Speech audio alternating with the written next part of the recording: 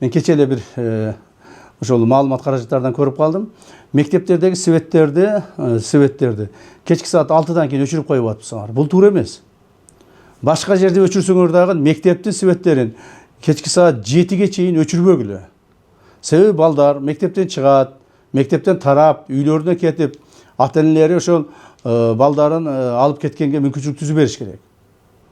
Себеби саат 6-да свет өчүрүп коюп атасыңар, көчөгө чыгып атышат, же машинасын таппайт, же ата-энесин таппайт.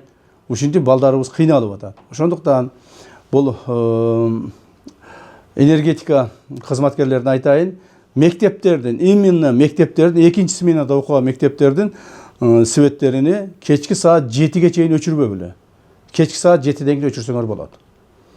Андан сырткары ушул энергетика боюнча мына сөз болуп кетти, ушу боюнча мен бир эки ооз айтып коеюн. Биз мына энергетика министри менен ушул маселелерди кабыл алдык жана ушуларды дагы контролдошубуз керек.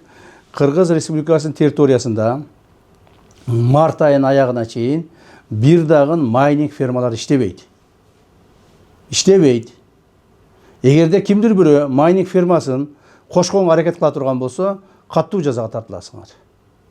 Бул бир. Экинчиден, бардык мамлекеттик органдар, министрликтер, ведомстволор, мекеме ишканалар кечки саат 6-дан кийин мекеме ишканалардын толук бойдон электр энергиясын өчүргүлө. Себеби кээ бир министрликке кирсең түнү менен кондиционерлер иштеп турат. Ар бир этажда, ар бир кабинетте эртең менен келгиче жылуу болуп калсын деп кондиционерди жандырып коюп кетесиңар. Андай болбойт. Энергетиктер ушуну каттуу көзөмөлгө алалы. Бизде эшикте бир тоңуп кала турган деле бир 20-30 градус суук жок. Эч нерсе болбойт. Эртең менен жумушка келгениңерден кийин жарым саатта кабинетиңер ысыса. Эч нерсе болбойт. Түнү менен ушу өчүрүп кое турган болот. Кечки саат 6-дан баштап мекеме ишкана, мамлекеттик мекеме ишкана, ведомстволор, органдардын бардыгы светтериңерди өчүрүшүңөр керек. Туура кээ бир мекеме ишканалардын территориясы чоңураак. Аны ал жерде кантип карайбыз дейсиңер. Бир жанагы кароолчу коюп болсоңар, 2 кароолчу койгула. 2 кароолчунун ордуна 4 кароолчу койгула. Бирок светтерди өчүргүлөгөн. Мына ушул маселелерди каттуураак байкагыла. Конечно, эми жанагы свет өчпөй турган дагы кээ бир мекеме ишканалар бар. Ал мына коопсуздук органдары бар, кээ бир укук коргоо органдары бар. Ал жактарды, конечно, алардыга мындай избирательный подход кыласыңар. Андан сырткары биздин мамлекетибизде кече министр энергетика дагы айтты. Мамлекетибизде жанагыдай верный отключение деген болбойт. Эч жерде атайылап свет өчпөйт. Атайылап свет эч ким өчүрбөйт. Себеби свет Кудайга шүгүр жетишет. Бирок ошондой болсо дагы, ошону экономдойлу, үнөмдөйлү, ошону мындай бир баягыдай кылып чачып төгүп жок кылбайлы деген максатта баарыбыз кайрылып атабыз. Урматтуу президентибиз айтып атат, мына министрлер айтып атат, мына мен дагы кайрылып айтып атамын, баарыбыз айтып атабыз.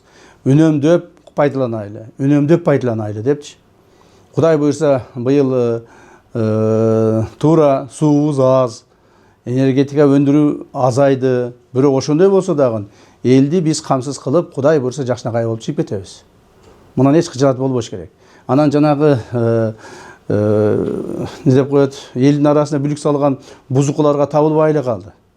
Аларга табылбай калды. Бир жерде бир свет өчсө деле, ой мына свет өчүрүп койду, светсиз отурабыз. Ой тиякта свет өчүрүп койду, светсиз отурабыз деп бир саат, 2 саат баягы ремонтко же башкага өчүп калган светтерди дагы тартып видеолорго, интернетке чыгарып атасыңар. Андай эмес. Дагы бир жолу айтып коеюн. Атайылап жанагы атайы верный отключение деп коет. Жанагы убакыт менен 2 саат, 3 саат, 4 саат өчө турган свет өчпөйт бир да жерде. Энергетиктерге дагы ушуну мен мындай эскертип айтып коеюн. Эч жерде свет өчүрбөгүлөгүн. Кабыл алынган режимдин негизинде гана иштегиле.